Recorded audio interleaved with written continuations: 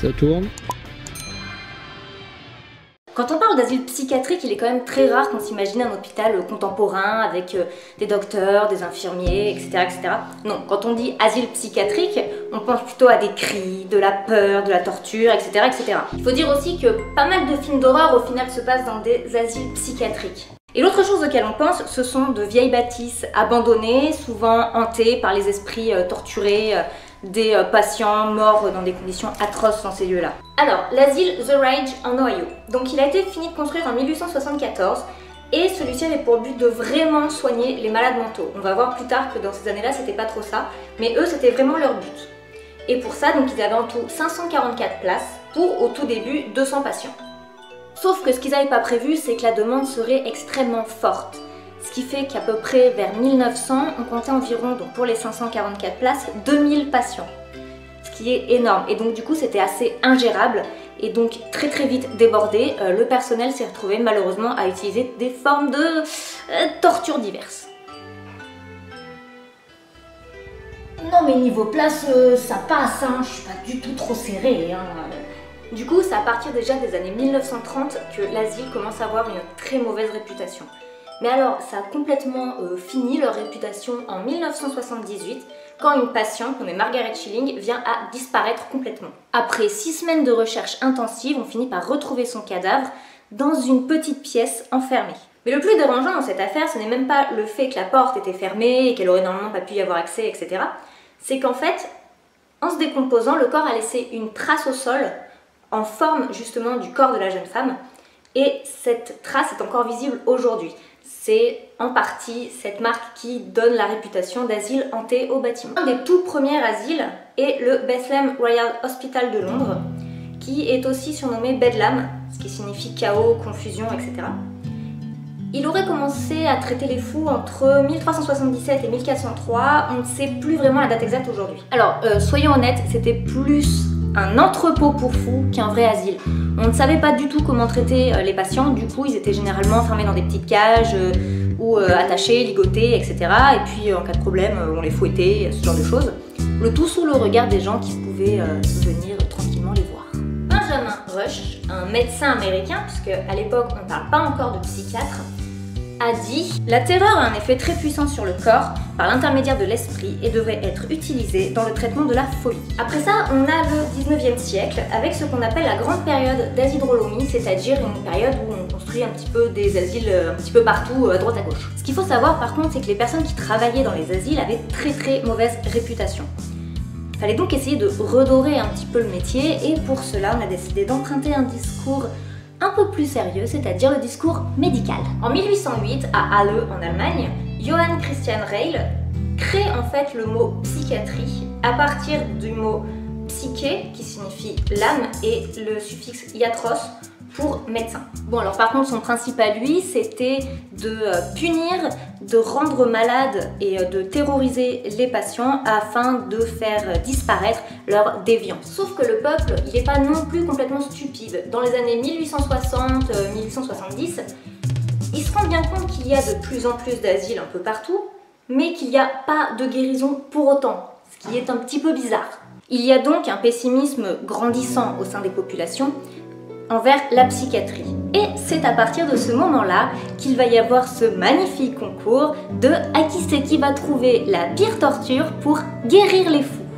Au niveau de la pensée en psychiatrie, c'est surtout 2 Allemands qui vont un petit peu donner le ton dans le monde entier. D'abord, on a le professeur Wilhelm Wundt qui, pour lui, considère que l'homme est un animal sans âme qui fonctionne en fait sur le principe d'excitation réflexe. Le principe d'excitation réflexe est assez simple à comprendre et pour vous l'expliquer, je vais me baser sur le comportement des chiens. Si vous mettez le chien en présence de nourriture, donc l'excitation, il va avoir le réflexe de se mettre à saliver. Si vous donnez l'habitude à votre chien de mettre un son de cloche juste avant de lui donner de la nourriture, il va finir par associer ce son à la nourriture. Et donc à force, votre chien va se mettre à saliver dès qu'il entendra la cloche. On peut donc dire qu'on aura conditionné son comportement puisque l'excitation réflexe ne viendra plus de la vue de la nourriture mais du son de la cloche. Comprendre cela pourrait permettre de façonner un petit peu le comportement humain, puisque pour lui, la psyché humaine ne dépend que de réactions chimiques dans le cerveau, et donc on pourrait la modifier facilement. Le deuxième médecin qui a vachement donné le ton aussi en psychiatrie, c'est le docteur Wilhelm Grosinger, qui lui en fait considère que la maladie mentale, ça se passe exactement comme une maladie typique du corps, avec donc les effets, et du coup en fait ça se soigne exactement de la même façon qu'une maladie normale. Du coup en fait ce médecin là il espérait un petit peu ériger les psychiatres au rang de docteur en médecine. Ah, l'eugénisme. Alors ça c'est vraiment quelque chose qui va bouleverser le monde de la psychiatrie. Le principe est assez simple à la base, il s'agit d'améliorer la race humaine par les gènes. Jusque là vous allez me dire que c'est plutôt pas mal comme idée d'améliorer notre race. Ok, l'idée en soi elle est pas si mal. Le problème en fait ce sont les dérives qu'a créé ce mouvement de pensée. Donc l'eugénisme c'est Francis Galton en 1883. Francis Galton dit: les aptitudes humaines naturelles sont déterminées par les antécédents héréditaires et sont régies dans leur limitation de la même façon que le sont la forme et les qualités physiques du monde organique. Oui, donc en gros, il faut garder que les meilleurs gènes pour avoir les meilleurs bébés. Et comment qu'on fait ça? Bon, bah c'est simple, moi je propose qu'on stérilise les aliénés, handicapés physiques, mental, retardés aussi on va faire. Hein. Vous me stérilisez tout ça, hein, s'il vous plaît, merci. Et puis là, on arrive dans les années 1930 et c'est parti encore plus en couille. Alors déjà, il faut savoir que l'eugénisme était extrêmement populaire dans le monde entier et pas seulement en Allemagne. Oui bon, d'accord, ok, les Allemands stérilisaient pas mal de monde et en France ça ne se faisait pas. D'accord. Mais si on prend les États-Unis, ils avaient dès 1907 une loi autorisant la stérilisation des faibles d'esprit. Et la Suède faisait exactement la même chose. Et tout ça, c'était quand même avant d'Adolphe. Moi je dis c'est pas gentil, je suis pas faible d'esprit. Hein. Mais bon, je suis d'accord qu'en Allemagne, c'est allé un petit peu plus loin que dans le reste du monde, puisque de la stérilisation, on est très vite passé au meurtre. Avant les camps d'extermination et de concentration, il y avait l'Institut T4, qui œuvrait énormément dans les asiles psychiatriques. Mais oui, d'accord, on tue des gens, tout ça, mais ils sont fous, hein, ils sont malades, ils vont pas guérir, hein. On leur rend service en abrégeant leur vie. On parle en 1920 du décret Alfred Ehrig, nommé l'autorisation de l'annihilation de la vie dénuée de valeur. Alors en gros, le slogan était « La mort à ceux qui ne méritent pas de vivre ». Et le décret contenait une liste de maladies incurables dont les porteurs pouvaient tranquillement être exécutés. Et on a commencé par tuer qui? Les enfants dans les asiles. Bah oui, il fallait bien commencer quelque part, hein. Donc on a exterminé les enfants de 30 asiles allemands. Enfin, faut pas vous en faire, hein. Ils ont servi de cobayes pour des expériences un petit peu louches avant. On est quand même pendant la période des nazis. Il y avait même un décret autorisant l'euthanasie sur des malades de tout âge, et on appelait ça des morts miséricordieuses. Et même si en 1941, Hitler a abrogé ce décret, les psychiatres ils ont continué à tuer tranquillement. Il faut savoir que ce sont les mêmes psychiatres, donc ceux qui travaillaient dans les asiles psychiatriques allemands et qui ont commis des meurtres, des expériences un peu louches sur leurs patients, qui sont ensuite allés travailler dans les camps de concentration et d'extermination. Ça explique pas mal de choses. Oui voilà, comme vous pouvez le voir sur mon CV, effectivement, j'ai travaillé dans un hôpital psychiatrique.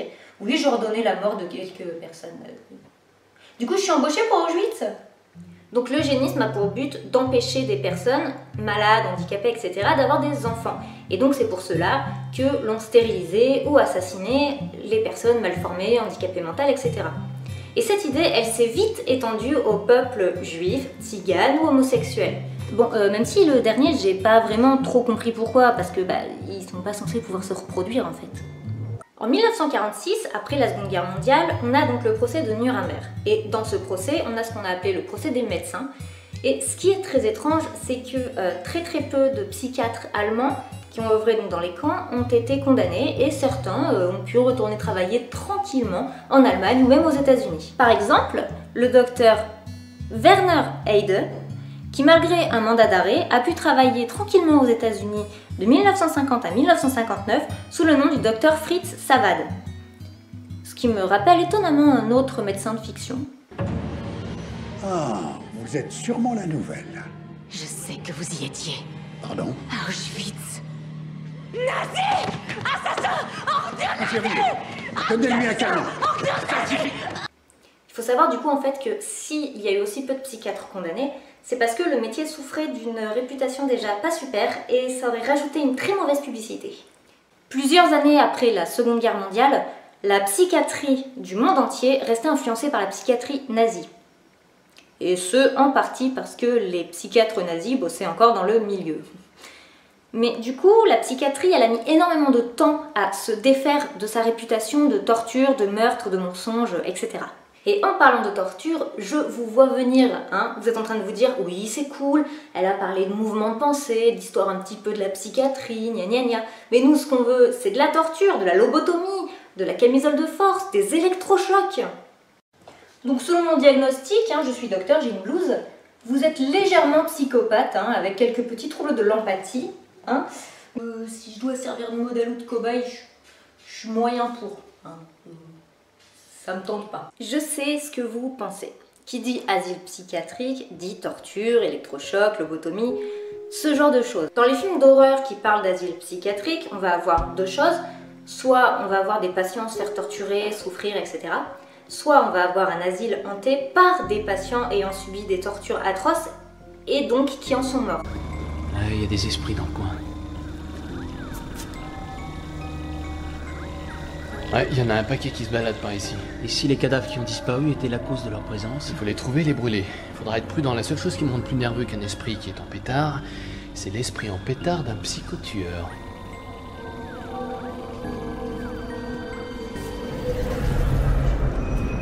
Puisqu'au tout départ, quand on a ouvert les premiers asiles, on ne savait pas du tout, mais alors pas du tout comment soigner les fous.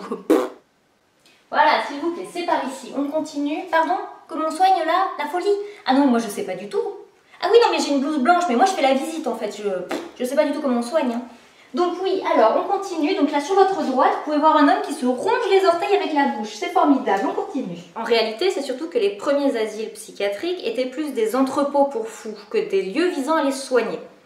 Les patients étaient généralement enchaînés. Et si jamais ils faisaient preuve de violence, on pouvait soit les fouetter, soit les enfermer dans des cages minuscules. Le tout sous le regard des gens qui le souhaitaient, un petit peu comme aux zoos. Dans les années suivantes, on a décidé qu'il serait peut-être un petit peu temps d'essayer de les soigner. Et au final, être fouetté et enchaîné à un mur, c'était pas si mal. Hein. Tout d'abord, on a donc ce qu'on appelait les bains gelés. Alors, qu'est-ce qu'on a là? Un maniaque et un hyperactif. Très bien. Eh bien écoutez, comme je suis docteur en traitement, je vous conseille, vous me faites couler un bain d'eau glaciale, hein, s'il vous plaît, et puis toutes les 15 minutes à peu près, vous me rajoutez des glaçons. Voilà, il ne faudrait pas que l'eau se réchauffe. Très bien, vous me faites ça. Alors apparemment, ça drainait les toxines hors du corps, ça, je sais pas trop, mais enfin moi je suis sûre d'une chose, ça devait calmer quand même. Hein. Je confirme, ça calme. Ça calme vachement. Après, on a un petit peu le principe inverse. Hein. Au lieu des bains gelés, on avait les bains brûlants.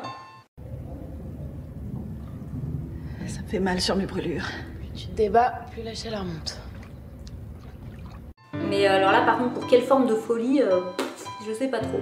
Mais en tout cas, on vous enfermait dans une baignoire d'eau brûlante et on mettait un drap hein, par-dessus la baignoire de façon à ce que la vapeur ne s'échappe pas et donc que l'eau ne refroidisse pas, ce serait dommage. La dernière pratique que j'ai pu trouver avec l'eau, c'est celle que je pense être la pire, c'est ce qu'on appelle la quasi-noyade. Alors la quasi-noyade, elle a été utilisée de façon diverse, mais celle qui m'a moi personnellement le plus choquée consistait à enfermer le patient dans un cercueil et donc à plonger ce cercueil dans l'eau.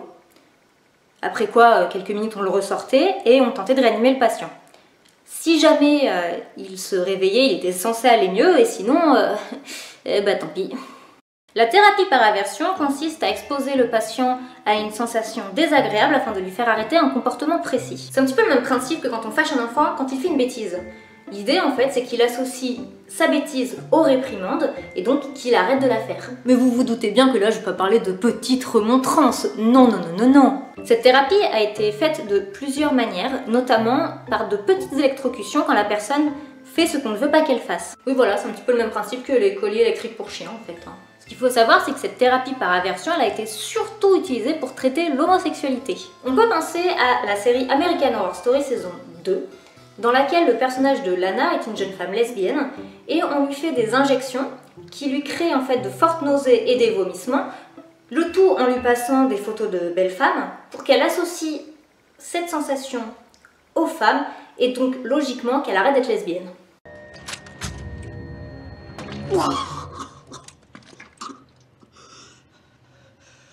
Quoi dans cette perf? De l'apomorphine. Toutes nos nouvelles thérapies par aversion l'utilisent. Il y a des expériences à Harvard, Cornell, Brigham Young. Mesdames et messieurs, je suis très fière de vous recevoir aujourd'hui pour cette année 1966 où nous allons faire le point sur les nouveaux traitements en psychiatrie. Nous avons reçu aujourd'hui le rapport du docteur Martin Seligman, que vous connaissez puisqu'il travaille sur la thérapie par aversion pour soigner l'homosexualité. Et nous sommes très fiers de vous annoncer qu'il a réussi à soigner 50% de ses patients, ce qui est formidable, mesdames et messieurs. Nous sommes sur la bonne voie pour guérir l'homosexualité. Excusez-moi, petite rectification. En fait, il n'a soigné que les bisexuels. Hein. Les homosexuels ne sont pas guéris. Voilà, je suis désolée. Hein. L'une des pratiques de torture en psychiatrie les plus représentées dans la culture populaire, c'est bien sûr les électrochocs.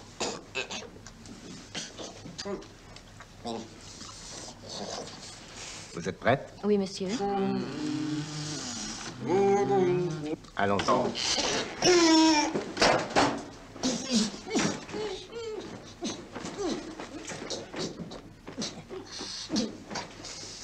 Alors, ils sont très connus pour deux raisons.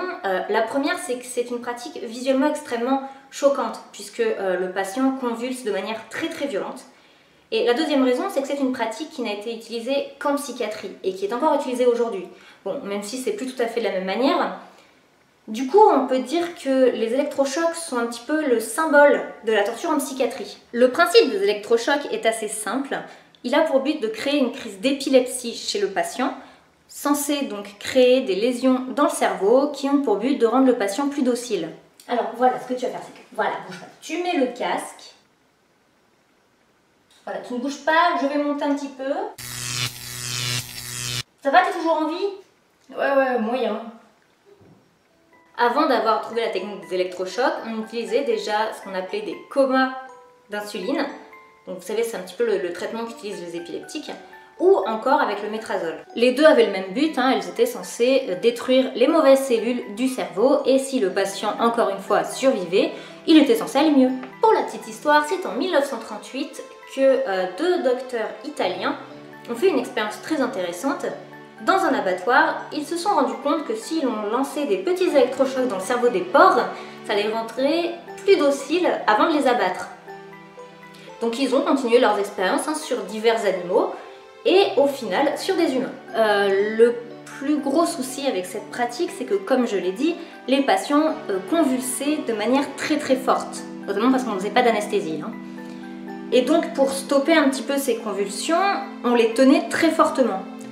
Bon, le problème qu'il pouvait y avoir, c'est que du coup les patients pouvaient avoir des os déboîtés, cassés, des fortes lésions à la colonne vertébrale, des dents qui tombent, etc. Oups.